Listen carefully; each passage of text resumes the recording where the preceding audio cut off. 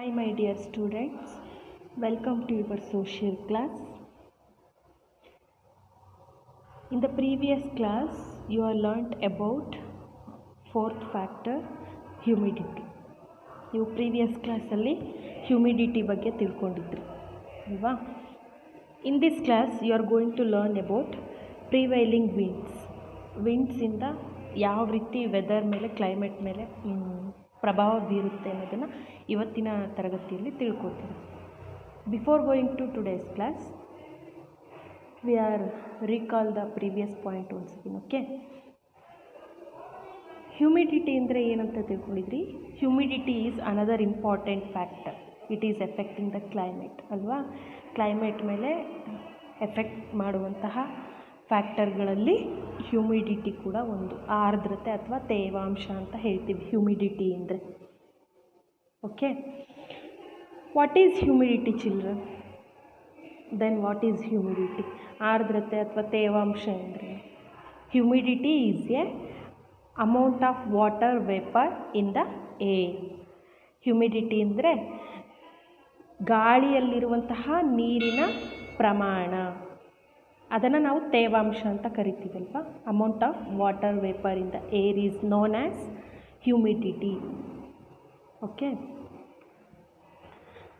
The places which have more humidity those experiences sticky and hot sweaty feeling ಅಂತ ಹೇಳಿದ್ದೆ.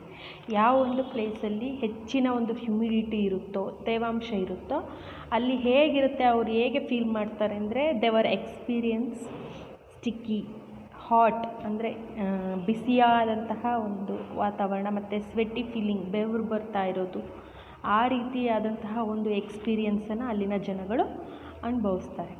Okay, the places where humidity is more we will experience sticky feeling, hot feeling and sweaty feeling ಅಂತ ಹೇಳಿದ್ದಲ್ವಾ. Okay, ಇಷ್ಟು ಏನು humidity ಜಾಸ್ತಿ ಇದ್ದರೆ sweaty feel ಆಗುತ್ತೆ, hot feel ಆಗುತ್ತೆ ಅಂತ ಹೇಳಿದ್ದೆ. But where humidity is very low, ಎಲ್ಲಿ ಹ್ಯೂಮಿಡಿಟಿ ತೇವಾಂಶ ಕಡಿಮೆ ಇರುತ್ತೋ ಅಲ್ಲಿ ಯಾವ ರೀತಿ ಫೀಲ್ ಆಗುತ್ತೆ? On that places the people feels their skin become dry, their skin feels dry. ಅಲ್ಲಿನ ಜನಗಳ ಒಂದು ಸ್ಕಿನ್ ಹೇಗಾಗಿರುತ್ತೆ ಅಂದರೆ ಡ್ರೈ, ಒಣಗೋಗಿರೋ ಥರ ಆಗುತ್ತೆ. Okay, what happens if humidity is very low? Our skin feels dryness, ನಮ್ಮ ಸ್ಕಿನ್ ಏನಾಗುತ್ತೆ? ಡ್ರೈ ಆಗುತ್ತೆ. Okay, next, near the sea humidity will be more. Okay, the sea, the rate of humidity will be more when we compare to the inner lands. ಬೇರೆ ಲ್ಯಾಂಡ್ಗಳಿಗೆ ಹೋಲಿಸಿದರೆ ಈ coastal ಏರಿಯಾಗಳಲ್ಲಿ humidity ಏನಾಗಿರುತ್ತೆ? ಹೆಚ್ಚಾಗಿರುತ್ತೆ. Okay, next, where humidity is more, ಎಲ್ಲಿ humidity ತೇವಾಂಶ ಹೆಚ್ಚಾಗಿರುತ್ತೋ there precipitation also will be more. ಅಲ್ಲಿ ಏನಾಗಿರುತ್ತೆ? ಪ್ರೆಸಿಪಿಟೇಷನ್ ಕೂಡ ಹೆಚ್ಚಾಗಿರುತ್ತೆ.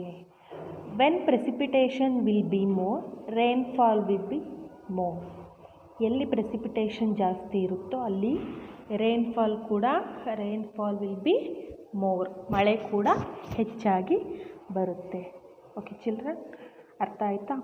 When humidity is more, precipitation will be more. When precipitation will be more, rainfall will be more. ಎಲ್ಲಿ humidity ಜಾಸ್ತಿ ಇರುತ್ತೋ ಅಲ್ಲಿ ಪ್ರೆಸಿಪಿಟೇಷನ್ ಜಾಸ್ತಿ ಇರುತ್ತೆ, ಪ್ರೆಸಿಪಿಟೇಷನ್ ಜಾಸ್ತಿ ಇದ್ದ ಕಡೆ ಮಳೆ ಜಾಸ್ತಿ ಬರುತ್ತೆ. That is the reason why places nearly equator experiences heavy rainfall. ಹಾಗಾಗಿ ಈ ಸಮಭಾಜಕ ವೃತ್ತದ ಹತ್ತಿರ ಇರುವಂತಹ ಪ್ಲೇಸಸ್ಗಳು ಹೆಚ್ಚಿನ ಮಳೆಯನ್ನು ಪಡ್ಕೊಳ್ತವೆ. ಅದೇ ರೀತಿ ಡೆಸರ್ಟ್ಗಳಲ್ಲಿ ಹೇಗೆ ಎಕ್ಸ್ಪೀರಿಯನ್ಸ್ ಆಗುತ್ತೆ ಅಲ್ಲಿರೋರಿಗೆ ಅಂದರೆ desert will be experiences very low rainfall. ಯಾಕೆ? Because of low humidity. ಏನಕ್ಕೆ? Because of low humidity and low precipitation. ಕಡಿಮೆ ತೇವಾಂಶ ಇರೋದ್ರಿಂದ ಮತ್ತು ಕಡಿಮೆ ಪ್ರೆಸಿಪಿಟೇಷನ್ ಇರೋದ್ರಿಂದ ಏನಾಗುತ್ತೆ? ಅಲ್ಲಿ ಡೆಸರ್ಟ್ ರೀಜನ್ಗಳಲ್ಲಿ ಕಡಿಮೆ ರೈನ್ಫಾಲ್ ಆಗುತ್ತೆ.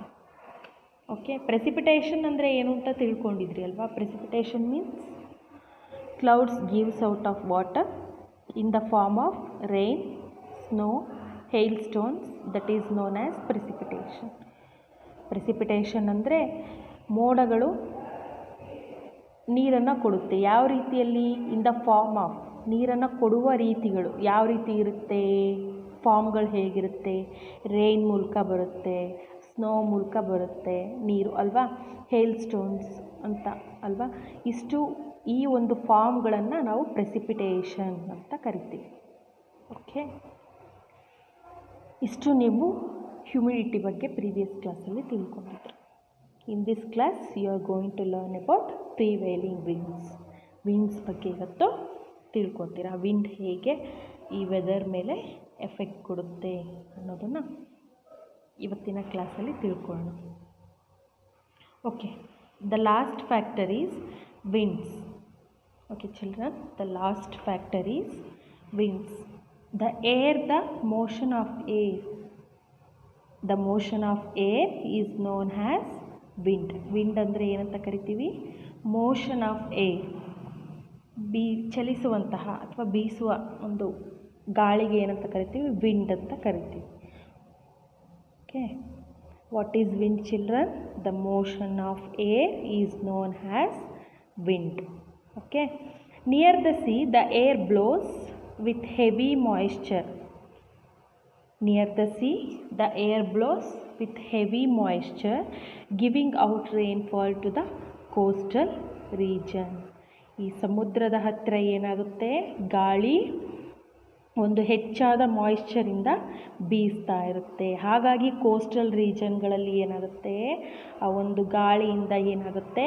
ರೈನ್ಫಾಲು ಚೆನ್ನಾಗಾಗುತ್ತೆ. What happens near the sea? Wind blows with heavy moisture making the climate pleasant. ಆ ಒಂದು ಹೆವಿ ಮಾಯಿಶ್ಚರಿಂದ ಕೂಡಿದಂತಹ ಒಂದು ವಿಂಡ್ ಬೀಸೋದ್ರಿಂದ ಅಲ್ಲಿನ ವೆದರ್ ಹೇಗಿರುತ್ತೆ? ಕ್ಲೈಮೇಟ್ ಹೇಗಿರುತ್ತೆ? ಪ್ಲೆಸೆಂಟ್, ತಂಪಾಗಿರುತ್ತೆ. Over there and giving rainfall to the places. ಅಲ್ಲಿ ಕೋಸ್ಟಲ್ ರೀಜನ್ಗಳಲ್ಲಿ ಈ ಏರ್ ಏನಾಗುತ್ತೆ? ಗಾಳಿ ಒಂದು ಮಾಯಿಶ್ಚರ್ ಏರ್ ಬೀಸೋದ್ರಿಂದ ಅಲ್ಲಿನ ಒಂದು ಕ್ಲೈಮೇಟ್ ಹೇಗಿರುತ್ತೆ? ಸೊ ಪ್ಲೆಸೆಂಟ್, ತಂಪಾಗಿರುತ್ತೆ. So giving rainfall to the places, giving rainfall to that places, ಅಲ್ಲಿನ ಒಂದು ಪ್ಲೇಸಸ್ಗಳಿಗೆ ಮಳೆಯನ್ನು ತರಿಸುತ್ತೆ. Winds in the desert are very hot. Okay, winds in the desert are very hot. ಡೆಸರ್ಟಲ್ಲಿ ವೆದರ್ ಹೇಗಿರುತ್ತೆ? ಹೇಗೆ ಫೀಲ್ ಆಗುತ್ತೆ ನಿಮಗೆ? ಹಾಟ್ ಫೀಲ್ ಆಗುತ್ತೆ, ಬಿಸಿ, ತುಂಬ ಬಿಸಿಯಾದಂತಹ ಫೀಲ್ ಆಗುತ್ತೆ ಅಲ್ವಾ. How the winds in the desert children? Those are very hot, making the area also very hotter. ಏನಾಗುತ್ತೆ ಡೆಸರ್ಟ್ಗಳಲ್ಲಿ ಅಂದರೆ? Desert has very hot climate and that area also very hotter. ಡೆಸರ್ಟ್ಗಳು ತುಂಬ hot ಆಗಿರುತ್ತೆ ಮತ್ತು ಆ ಒಂದು ಹಾಟ್ ವಿಂಡ್ ಕೂಡ ಏನಾಗುತ್ತೆ? ಅಲ್ಲಿನ ಏರಿಯಾನ ಇನ್ನೂ ಹಾಟರ್ ಮಾಡುತ್ತೆ, ತುಂಬ ಉಷ್ಣಾಂಶದಿಂದ ಕೂಡಿದ ಒಂದು ಪ್ರದೇಶವನ್ನು ಆಗಿಸುತ್ತೆ. Okay, in the coastal areas winds are very cool, making the climate pleasant and bringing rain. ಹೇಳ್ದೆ ಅಲ್ವಾ, ಕೋಸ್ಟಲ್ ಏರಿಯಾಸ್ಗಳಲ್ಲಿ ವಿಂಡ್ ಹೇಗೆ ಏನಾಗುತ್ತೆ? ಗಾಳಿ ಬೀಸುತ್ತೆ ಮತ್ತು ಅಲ್ಲಿನ ವೆದರನ್ನು ಪ್ಲೆಸೆಂಟ್ ಅಂದರೆ ತಂಪಾಗಿಸುತ್ತೆ ಮತ್ತು ಮಳೆಯನ್ನು ಕೂಡ ತರಿಸುತ್ತೆ.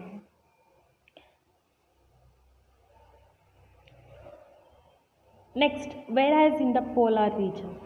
ಪೋಲಾರ್ ರೀಜನ್ ಅಂತ ಯಾವ್ದು ಕರಿತೀವಿ? ನಾರ್ತ್ ಪೋಲ್ ಮತ್ತು south pole, end of the point. ಈ ಅರ್ಥದಲ್ಲಿ ನಾರ್ದರ್ನ್ ಹೆಮಿಸ್ಫಿಯರಲ್ಲಿ end of the point north pole ಹೇಗೋ, ಸದರ್ನ್ ಹೆಮಿಸ್ಫಿಯರಲ್ಲಿ ಸೌತ್ ಪೋಲ್ ಇರುತ್ತಲ್ವ. ಆ ಎರಡು ಪೋಲ್ಗಳನ್ನು ನಾವು ಪೋಲಾರ್ ರೀಜನ್ ಅಂತ ಕರಿತೀವಿ. Cold wind blows and making the area colder. ಅಲ್ಲಿ ಏನಾಗುತ್ತೆ? ಪೋಲಾರ್ ರೀಜನ್ಗಳಲ್ಲಿ ನೀವು ಪ್ರೀವಿಯಸ್ ಕ್ಲಾಸಲ್ಲೆಲ್ಲ ಓದಿದ್ರಿ, ಅಲ್ಲಿ ತುಂಬ ಕೋಲ್ಡ್ ಇರುತ್ತೆ, ಅಲ್ಲಿನ ಏರಿಯಾ ತುಂಬ ಕೂಲಾಗಿರುತ್ತೆ ಅಂತ ತಿಳ್ಕೊಂಡಿದ್ರಿ ಅಲ್ವಾ. ಸೊ ಅಲ್ಲಿ ಏನಾಗುತ್ತೆ ಅಂದರೆ ಗಾಳಿ ತುಂಬ ಒಂದು ಕೋಲ್ಡ್ ವಿಂಡ್ ಬ್ಲೋ ಮೀನ್ಸ್ ಬೀಸುತ್ತೆ and making the area cold, ಅಲ್ಲಿನ ಏರಿಯಾವನ್ನು ತಂಪಾಗಿಸಿ ಇಡುತ್ತೆ. Okay, like this winds also affecting the climate of the places.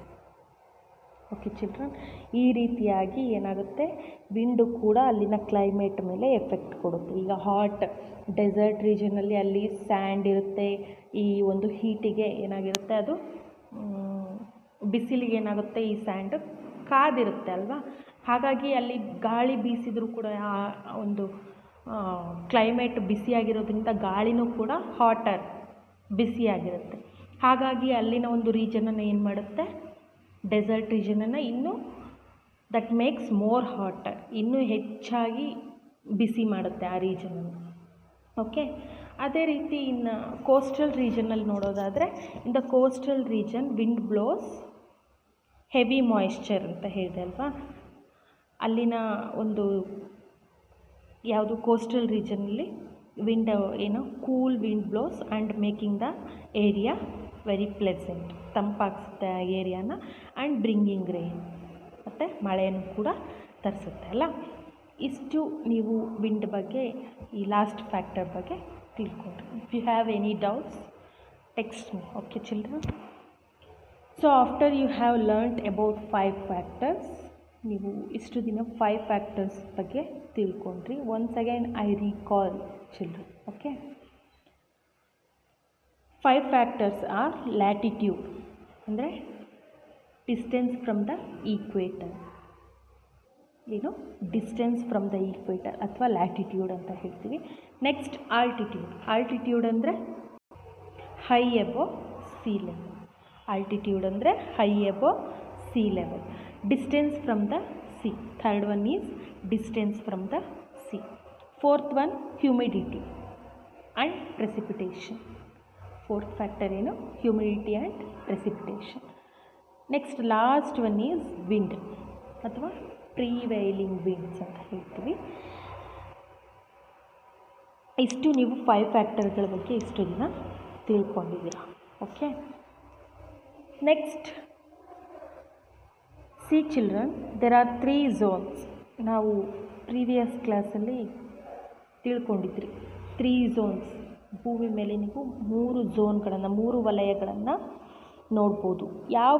ಯಾವ ಒಂದು ಫ್ಯಾಕ್ಟರಲ್ಲಿ ತಿಳ್ಕೊಂಡಿದ್ರಿ, ಡಿಸ್ಟೆನ್ಸ್ ಫ್ರಮ್ ದ ಈಕ್ವೇಟರಲ್ಲಿ ತಿಳ್ಕೊಂಡಿದ್ರಿ, ಲ್ಯಾಟಿಟ್ಯೂಡಲ್ಲಿ ಅಲ್ವಾ. ಯಾವುದು ಆ ಝೋನ್ಗಳು ಯಾವುವು, which are the zones, the 3 zones. Earth is divided into 3 zones. ಭೂಮಿಯನ್ನು 3 ವಲಯಗಳಾಗಿ ಡಿವೈಡ್ ಮಾಡಿದ್ದಾರೆ depending on the amount of heat. ಯಾವುದರ ಆಧಾರದ ಮೇಲೆ ಡಿವೈಡ್ ಮಾಡಿದ್ದಾರೆ ಅಂದರೆ ಆ ಭೂಮಿ ಸೂರ್ಯನಿಂದ ಪಡೆದುಕೊಳ್ಳುವಂತಹ ಶಾಖದ ಆಧಾರದ ಮೇಲೆ 3 ವಲಯಗಳಾಗಿ ಡಿವೈಡ್ ಮಾಡಿದ್ದಾರೆ. ಓಕೆ,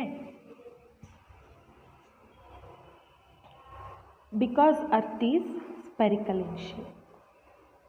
ಓಕೆ, ಯಾಕೆ ಈ ರೀತಿ ಡಿವೈಡ್ ಮಾಡಿದರು ಅಂದರೆ earth is divided into 3 zones. Why like that? Because earth is spherical in shape. Earth ಯಾವ ಶೇಪಲ್ಲಿದೆ, ಗುಂಡಾಗಿದೆ ಅಂತ ತಿಳ್ಕೊಂಡಿದ್ದೀರಲ್ಲ. Which shape? Earth is in spherical shape. Okay, earth is receiving different amount of heat in different places. Based on the amount of heat received, earth is divided into 3 zones. Previous ಕ್ಲಾಸಲ್ಲಿ ತಿಳ್ಕೊಂಡಿದ್ದೀರ ನೋಡಿ, ಇನ್ನೊಂದು ಸಲ ಪಿಕ್ಚರಲ್ಲಿ ತೋರಿಸ್ಕೊಡ್ತೀನಿ. See children, ಇದು earth picture ನೋಡ್ತಾ ಇದ್ದೀರಲ್ಲ, ನೋಡಿ 3 ಝೋನ್ಸು ಇಲ್ಲಿ ಡಿವೈಡ್ ಮಾಡಿದ್ದಾರೆ. ಏನು end of the poles frigid zone ಅಂತ. ಫ್ರಿಜಿಡ್ ಝೋನ್ ಕಾಣ್ತಾ ಇದೆಯಾ, ನಾರ್ತ್ ಪೋಲ್ ಮತ್ತು ಸೌತ್ ಪೋಲ್ ಏನು ಫ್ರಿಜಿಡ್ ಝೋನು. ಓಕೆ, ನೆಕ್ಸ್ಟು ನೋಡಿ equator 0 degree, Tropic of Cancer, Arctic Circle, north pole, Tropic of Capricorn, Arctic Circle ಕಾಣ್ತಾ ಇದೆಯಾ. ಇದರಲ್ಲಿ ನಾವು 3 ಝೋನ್ಸನ್ನು ಏನಂತ 3 ಝೋನ್ಸನ್ನು ನಾವು ಡಿವೈಡ್ ಮಾಡಿದ್ದೀವಿ ಅಂತ ಹೇಳಿದ್ದೆ. First one torrid zone. ಏನು first one? Torrid zone. Second one temperate zone. Third one frigid zone. Okay. Which are the three zones, children? First one torrid zone, second one temperate zone, third one frigid zone. torrid zone ಅನ್ನು ನೀವು ಭೂಮಿ ಮೇಲೆ ಎಲ್ಲಿ ನೋಡ್ಬೋದು ಹಾಗಾದರೆ? See children, ಇಲ್ಲಿ red ಕಲರಲ್ಲಿ mark ಮಾಡಿದಾರಲ್ವಾ, ನೋಡಿ. In the northern hemisphere, Tropic of Cancer, this region receives more heat from the sun. ಸೂರ್ಯನಿಂದ ಹೆಚ್ಚಿನ ಶಾಖವನ್ನು, ನೋಡಿ ಇಲ್ಲಿ ಸನ್ ಇದೆ ಅಂದರೆ ಸನ್ ರೇಸ್ ಹೇಗೆ ಬೀಳ್ತಾ ಇದೆ ಅಂದರೆ ಸನ್ ರೇಸ್ ಫಾಲ್ಸ್ ಡೈರೆಕ್ಟ್ಲಿ. ಹೇಗೆ ಬೀಳ್ತಾ ಇದೆ? Directly.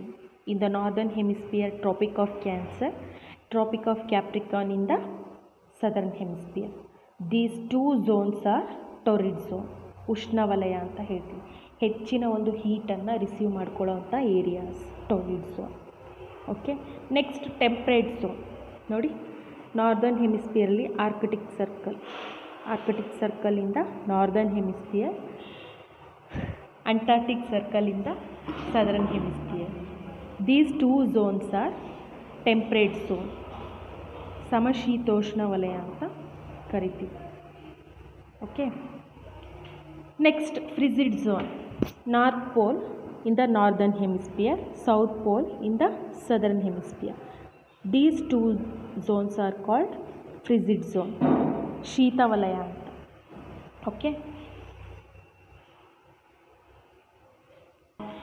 First one is torrid zone. It is the hottest part of the earth. See, red colour ತೋರಿಸಿರೋ ಒಂದು ಅರ್ತ್ ಏನಿದೆ ಇದು torrid zone ಅಂತ, ಉಷ್ಣವಲಯ ಅಂತ ಹೇಳ್ತೀವಿ ಅಂತ ಹೇಳಿದ್ರೆ, hottest part in the earth. This is called torrid zone because it is receiving direct rays from the sun.